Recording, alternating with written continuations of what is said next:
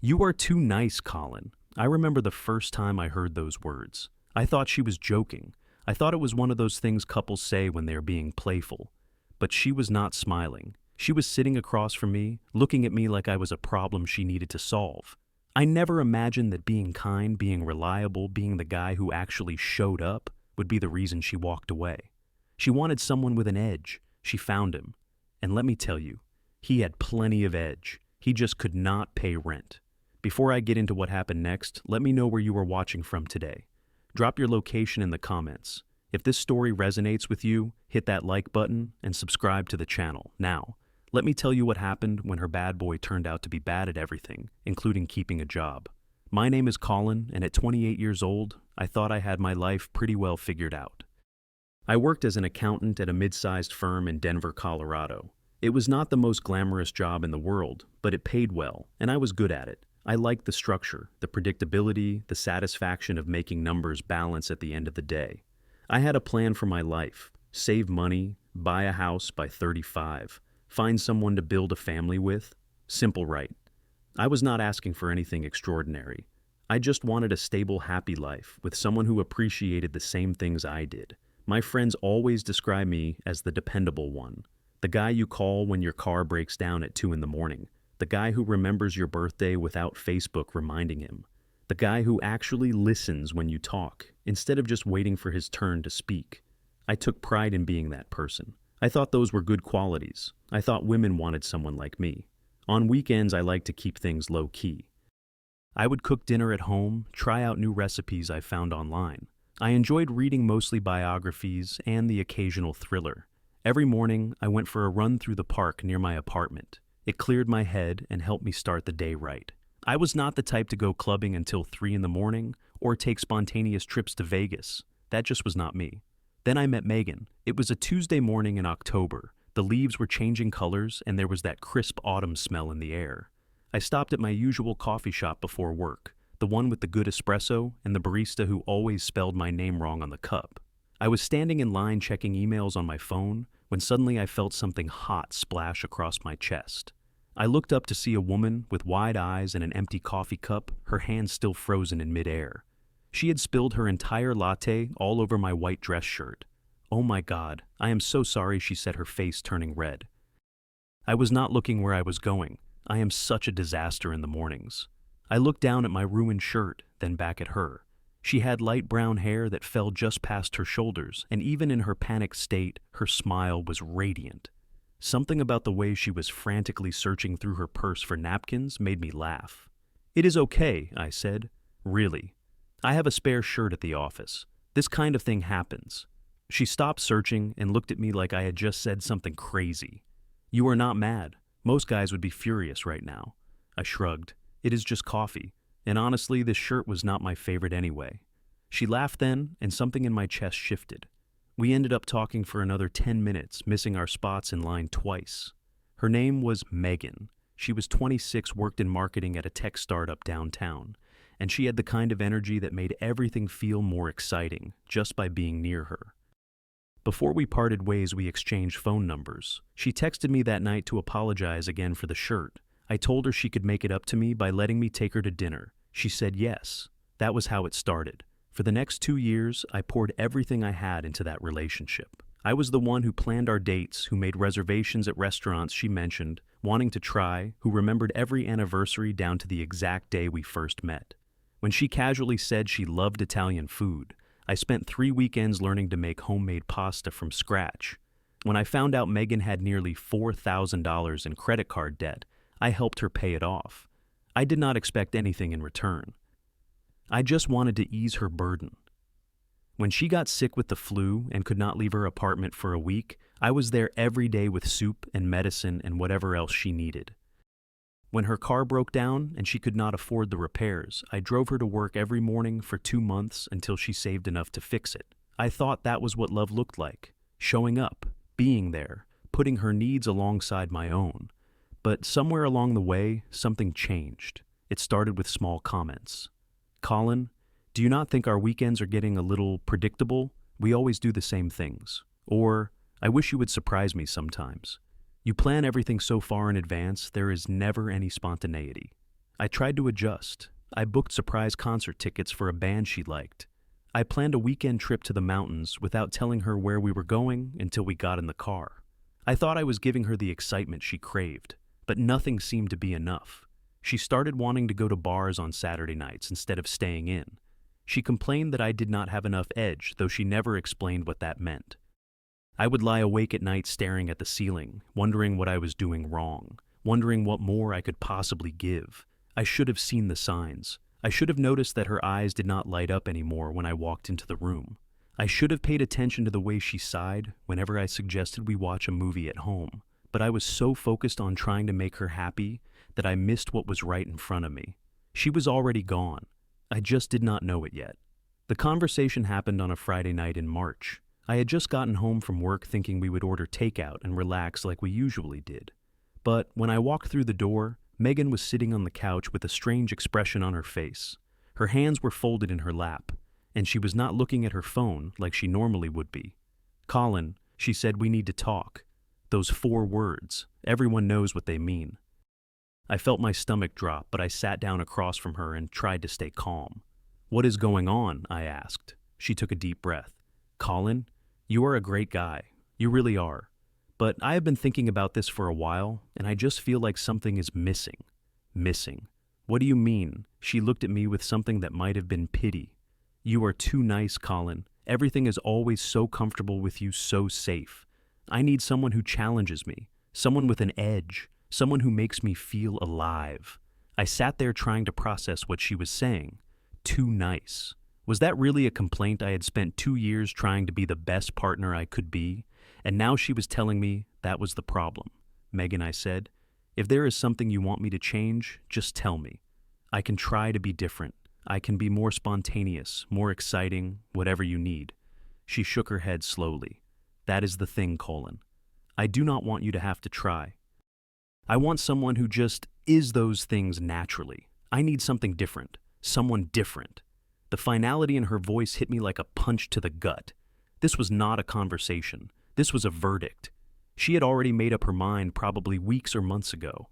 I was just the last person to find out. I did not argue. I did not beg. I just nodded and asked her if she needed help moving her things out. She looked surprised by that, like she expected me to fight harder. But what was the point? You cannot convince someone to love you. You cannot negotiate your way into being wanted. She moved out that weekend. 2 weeks later, I made the mistake of checking her Instagram. There she was, smiling brighter than I had seen in months, her arm wrapped around a guy I had never seen before. He had a thick beard, tattoos covering both arms, and he was wearing sunglasses indoors. Behind them was a motorcycle, a big black Harley that gleamed in the sunlight. Through mutual friends, I learned his name was Derek. He was 30 years old, worked as a bartender at some downtown club, and had a reputation for being wild. He was the kind of guy who showed up late to everything, who got into fights at parties, who lived like there was no tomorrow, because he probably had not thought that far ahead. Derek was everything I was not. He was the edge Megan had been looking for. I scrolled through more pictures, the 2 of them at bars at parties on the back of his motorcycle. Megan looked happier than she had in the final months of our relationship. Every photo felt like a knife twisting in my chest. I kept asking myself what he had that I did not. What made him so special that she would throw away 2 years for someone she had just met? The months that followed were some of the hardest of my life. I could not sleep. I would lie in bed for hours, replaying every conversation, every moment, trying to figure out where I went wrong. My work suffered. My boss pulled me aside twice to ask if everything was okay, noting that my reports had errors I never would have made before. My best friend Marcus tried his hardest to snap me out of it. We had been friends since college, and he knew me better than almost anyone. One night over beers at his apartment, he finally said what I needed to hear. "Bro, she left you because you were too good to her. You know how crazy that sounds. You treated her like a queen, and she walked away because it was too easy. That is her loss, not yours. You did nothing wrong. She is the one who is going to regret this." I knew Marcus was right. Logically, I understood that. But emotions do not follow logic. Every time I saw a new photo of Megan and Derek living their exciting life, the wound opened up all over again. I wondered if I would ever stop caring. I wondered if I would ever feel whole again. 3 months after the breakup, I made a decision. I unfollowed Megan on every social media platform. I deleted her number from my phone. I could not keep torturing myself with glimpses of a life that no longer included me. Instead, I channeled all that pain into something productive. I signed up for a gym membership and started working out 5 days a week. At first, it was just a distraction, something to do with the nervous energy that kept me up at night. But eventually, it became something I genuinely enjoyed. I felt stronger, more confident, more in control of my own life. At work, I threw myself into every project that came my way. I volunteered for the difficult assignments, the ones other people avoided. My dedication did not go unnoticed. 6 months after Megan left, I was promoted to senior accountant with a significant raise. I started saving for a down payment on my own place. For the first time in a long time, I had goals that were just about me, not about making someone else happy, not about being good enough for someone who did not appreciate me, just about building the life I wanted for myself. It was during this time that I realized something important. I had spent so much energy trying to be everything Megan needed that I had forgotten to take care of myself. I had made her happiness my entire purpose, and when she left, I felt like I had nothing. But that was not true. I had plenty. I just needed to remember how to see it. 8 months after the breakup, I ran into Jenna at a birthday party for a coworker. Jenna was one of those friends who had known both me and Megan, though she had always been closer to Megan. I had not talked to her since everything fell apart. "Colin," she said, her eyes widening when she saw me. "Wow, you look great. Have you been working out?" I smiled, a little bit. "How have you been, Jenna?" We chatted for a few minutes about work and life, the usual small talk, but I could tell there was something she wanted to say. She kept glancing around like she was checking if anyone was listening. Finally, she leaned in closer. "So, have you heard about Megan and Derek?" I tensed up. I had worked hard to stop thinking about them. "No," I said carefully. "I have not really been keeping up." Jenna lowered her voice. "Things are really bad. Derek got fired from the bar a couple months ago. Apparently, he was always showing up late, and he got into a huge argument with a customer one night. The manager finally had enough and let him go." I nodded, not sure what to say. "But that is not even the worst part," Jenna continued. "He has not found another job since. He just sits at home all day playing video games and drinking. Megan is paying for everything now. The rent, the utilities, the groceries, even the gas for his stupid motorcycle." I felt a strange mix of emotions hearing this. Part of me wanted to say I told you so, but another part of me just felt tired. I had spent so long being angry and hurt. I did not want to feel anything about Megan anymore. Jenna shook her head. "And it gets worse. Derek is not just lazy. He has been spending Megan money on all kinds of stupid stuff. Poker nights with his friends, new parts for his bike, going out to bars even though he is supposed to be looking for work. When Megan tries to say anything about it, he gets angry and tells her she does not understand him." "That sounds rough," I said, because I did not know what else to say. Jenna looked at me with something like sympathy. She also found out he has been texting other girls. She saw the messages on his phone. When she confronted him about it, he blamed her, said she was too controlling, too boring. Can you believe that I could believe it? Guys like Derek never took responsibility for anything. It was always someone else's fault. "She looks exhausted all the time," Jenna said quietly. "I barely recognize her anymore. She used to be so full of energy, you know. Now she just looks defeated." I thanked Jenna for telling me, though I was not sure why she had. Maybe she thought I would feel vindicated. Maybe she just needed to tell someone. Either way, I left that party with a lot on my mind. A week later, my phone buzzed with a text message. When I looked at the screen, my heart nearly stopped. It was from Megan. "Hey Colin, I know this is out of nowhere, but can we talk? I really need to see you." I stared at that message for a long time. Part of me wanted to ignore it, to delete it, and pretend I never saw it. But another part of me, the part that had loved her for 2 years, wanted to know what she had to say. I agreed to meet her at the coffee shop where we first met. It felt fitting somehow. When I walked in the next day, I almost did not recognize her. She had lost weight, and not in a healthy way. There were dark circles under her eyes, and her skin had a grayish pallor. The bright, energetic woman I had fallen in love with was gone. In her place was someone who looked like she had not slept in weeks. "Colin," she said when she saw me. "Thank you for coming." I sat down across from her. "What is going on?" Megan, her eyes filled with tears almost immediately. "I made a huge mistake. The biggest mistake of my life. I was so stupid, Colin. I did not know what I had until it was gone. She told me everything about Derek losing his job and refusing to find another one, about how she had been carrying all the financial burden while he contributed nothing, about the other women, the lies, the way he made her feel like everything wrong in their relationship was her fault. He could not even pay rent, she said, her voice breaking. He could not do anything. He was bad at everything.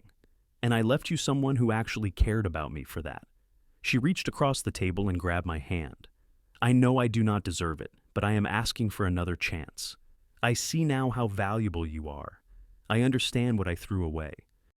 Please, Colin, I will do anything.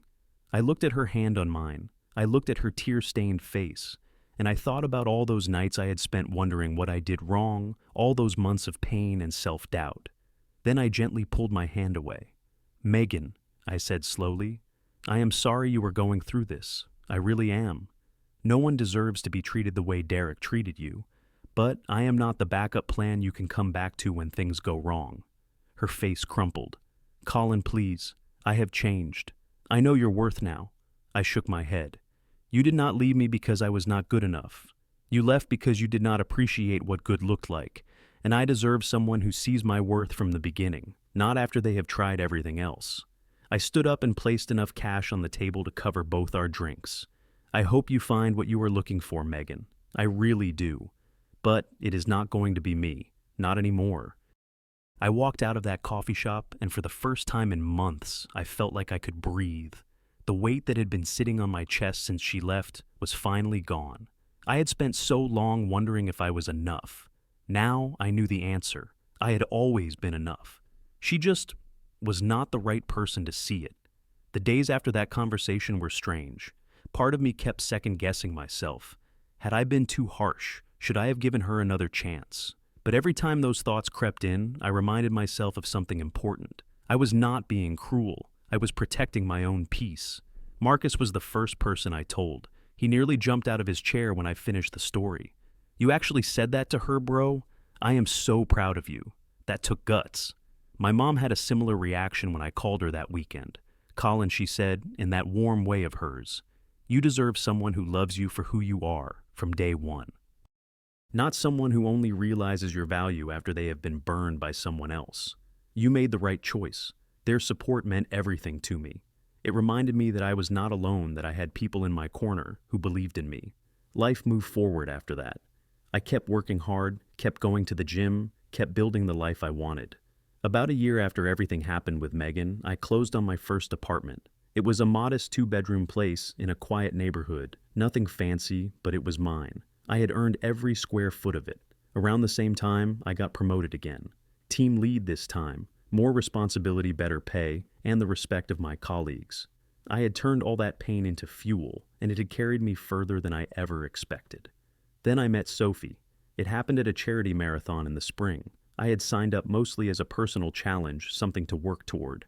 Sophie was volunteering at one of the water stations along the route. She had dark hair pulled back in a ponytail, kind eyes, and a smile that made me slow down, even though my legs were screaming at me to keep going. We got to talking after I crossed the finish line. She was a nurse at one of the local hospitals, 30 years old, and she had this calm, gentle presence that put me at ease immediately. When I asked if she wanted to grab coffee sometime, she said yes, without hesitation. On our first real date, she said something that stuck with me. I love how thoughtful you are, Colin. It is rare to find someone who actually listens. Most people are just waiting for their turn to talk, but you actually hear what I'm saying. I almost laughed. Those same qualities that Megan had seen as boring, as too safe, as lacking edge, Sophie saw as rare and valuable. It was like looking at myself through completely different eyes. A few months after I refused to take Megan back, Jenna told me that she and Derek had finally broken up. Apparently, things got so bad that Megan had to move back in with her parents to get her finances back on track. She had spent nearly everything she had trying to support a man who never intended to support her. When I heard the news, I did not feel happy or satisfied. I did not feel vindicated. I just felt sad. Sad that she had to go through all that to learn a lesson she could have learned much easier. But that was her journey, not mine. Looking back now, I have learned something important. Being nice is not a weakness. It is a strength. It is a choice I make every day to treat people with kindness and respect, even when the world does not always return the favor. The right person will never make you feel like you need to be less of who you are to deserve their love. If someone tells you that you are too nice, do not change who you are, change who you are with. Because somewhere out there, there is a person who is looking for exactly what you have to offer. They will not see your kindness as boring. They will see it as the gift it actually is. And if you are going through something similar right now, if someone made you feel like your best qualities were somehow your worst, I want you to know this. Your kindness is not the problem. The problem is, you have been giving it to the wrong person. The right one will come. And when they do, they will not ask you to be anyone other than who you already are. So, let me ask you this. Have you ever been told you were too nice? Have you ever had someone leave because you treated them too well?